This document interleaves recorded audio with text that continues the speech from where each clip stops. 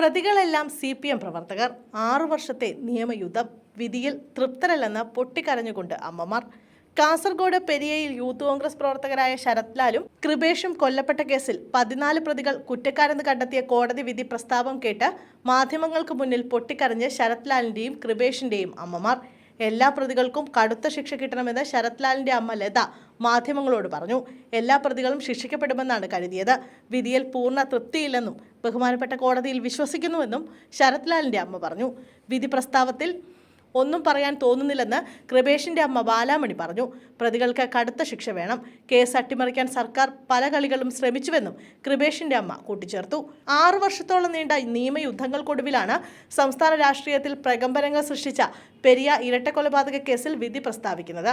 കൊച്ചിയിലെ CBI പ്രത്യേക കോടതിയാണ് ഉദുമ മുൻ MLA KV കുഞ്ഞിരാമൻ ഉൾപ്പെടെ കേസിൽ 14 പ്രതികൾ കുറ്റക്കാരാണെന്ന് കണ്ടെത്തിയത്. വിധി പ്രസ്താവം ജനുവരി 3-നാണ്. കേസിൽ കുഞ്ഞിരാമൻ 20-ാം പ്രതിയാണ്.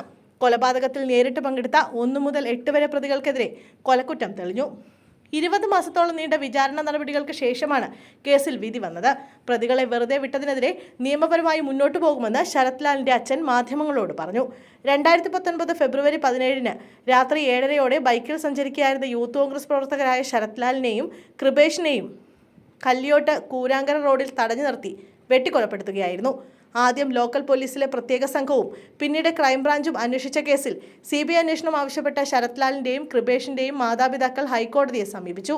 ഹൈക്കോടതി സിംഗിൾ ബെഞ്ച് ക്രൈംബ്രാഞ്ചിന്റെ കുറ്റപത്രം റദ്ദു ചെയ്തു. CBI അന്വേഷണം പ്രഖ്യാപിച്ചു. ഇതിനെതിരായ അപ്പീലിൽ സിംഗിൾ ബെഞ്ചിന്റെ വിധി ഡിവിഷൻ ബെഞ്ച് ശരിവെച്ചു. സംസ്ഥാന സർക്കാരിന്റെ ആവശ്യം സുപ്രീം കോടതി കൂടി തള്ളിയതോടെ CBI DYSP TP അനന്തകൃഷ്ണന്റെ നേതൃത്വത്തിലുള്ള സംഘം അന്വേഷണം ഏറ്റെടുക്കുകയായിരുന്നു. 14 പേരായിരുന്നു ആദ്യം പ്രതിപട്ടികയിൽ ഉണ്ടായിരുന്നത്. ഇതിൽ 11 പേരെ അറസ്റ്റ് ചെയ്തിരുന്നു. പിന്നീട് CBI കേസ് ഏറ്റെടുത്തതോടുകൂടി മറ്റ് 10 പേരെ കൂടി പ്രതി ചേർത്തു. യുവാക്കളെ വെട്ടിക്കൊലപ്പെടുത്തിയ സംഭവത്തിൽ 1-ാം പ്രതി പീതാംബരൻ ഉൾപ്പെടെയുള്ളവരെ ആദ്യഘട്ടത്തിൽ അറസ്റ്റ് ചെയ്തിരുന്നു. കൃത്യത്തിന് ഗൂഢാലോചന നടത്തിയെന്ന കണ്ടെത്തലിന്റെ അടിസ്ഥാനത്തിൽ ഉദുമ മുൻ MLA-യും CPM ജില്ലാ സെക്രട്ടേറിയറ്റ് അംഗവുമായിരുന്ന KV കുഞ്ഞിരാമൻ പ്രതിയായത്. Kanhangad block panchayat president K Manikandan, CPM നേതാക്കളായ രാഘവൻ വെളുത്തോളി, N ബാലകൃഷ്ണൻ, ഭാസ്കരൻ വെളുത്തോളി തുടങ്ങിയവരും മറ്റു പ്രതികളായി. കൊല്ലപ്പെട്ട ശരത് ലാലിനും കൃപേഷിനും വേണ്ടി ഹാജരായ അഭിഭാഷകൻ അഡ്വക്കേറ്റ് CK ശ്രീധരൻ പിന്നീട് പ്രതികൾക്ക് വേണ്ടി ഹാജരായത് കേസിൽ പരാതിക്കാർക്ക് തിരിച്ചടിയായിരുന്നു. 2 വർഷത്തിലേറെ നീണ്ട വിചാരണയ്ക്കൊടുവിലാണ് കോടതി വിധി പറഞ്ഞത്. വിധി പറയുന്ന പശ്ചാത്തലത്തിൽ ജില്ലയിൽ പോലീസ് സുരക്ഷ ശക്തമാക്കിയിട്ടുണ്ട്.